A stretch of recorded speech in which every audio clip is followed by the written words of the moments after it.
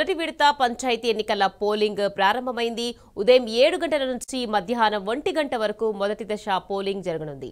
ఇందుకోసం రాష్ట్ర ఎన్నికల సంఘం అన్ని ఏర్పాట్లు పూర్తి చేసింది.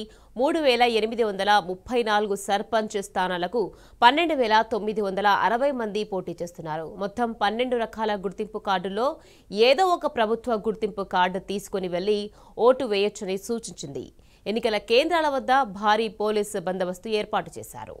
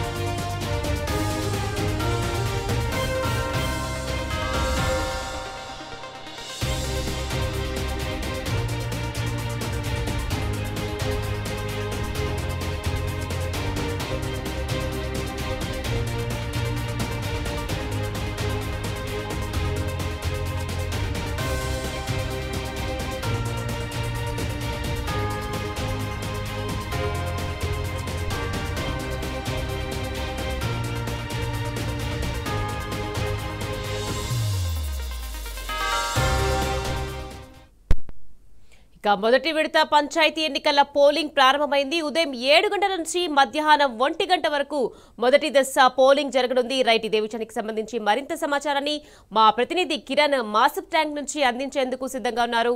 కిరణ్, చెప్పండి, ఎన్నికల పోలింగ్ షురూ అయింది, దీనికి సంబంధించి అప్డేట్స్ ఏంటి కిరణ్? ఉదయం 7 గంటల నుంచి మొదటి విడత పంచాయతీ ఎన్నికల పోలింగ్ ప్రారంభమైంది. దాదాపు 396 గ్రామ పంచాయతీలు ఇప్పటికీ ఏకగ్రీవం కాగా మిగిలిన గ్రామ పంచాయతీలు ఏవైతే ఉన్నాయో 4235 గ్రామ పంచాయతీలకు గాను 3834 గ్రామ పంచాయతీలు ఈ రోజు పోలింగ్ జరుగుతుంది. మొత్తంగా 50,000 మంది పోలీసులు బందోబస్తులో పాల్గొన్నారు.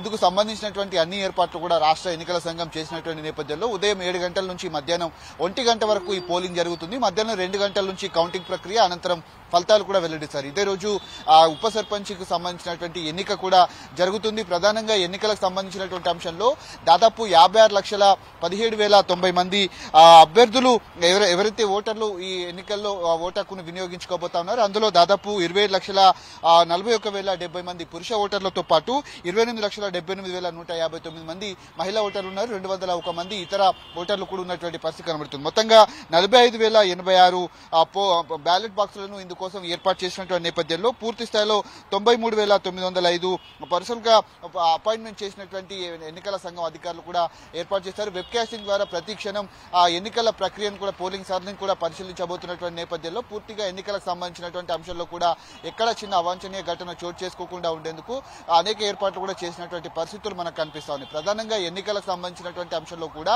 రాష్ట్ర ఎన్నికల సంఘం 3 దశల్లో పంచాయతీ ఎన్నికలు నిర్వహించాలని కూడా సూచించింది. ప్రధానంగా ఎన్నికలకు సంబంధించినటువంటి పోలింగ్ ప్రక్రియ ఏదైతే ఉందో ఈ ప్రక్రియకు సంబంధించి మధ్యాహ్నం 1 గంట వరకు ఎన్నిక అనేది జరుగుతుంది. వెబ్ కాస్టింగ్ ద్వారా ఎక్కడ చిన్న అవాంఛనీయ ఘటన చోటు చేసుకోకుండా ఉండేందుకు ప్రతి ఒక్కరు కూడా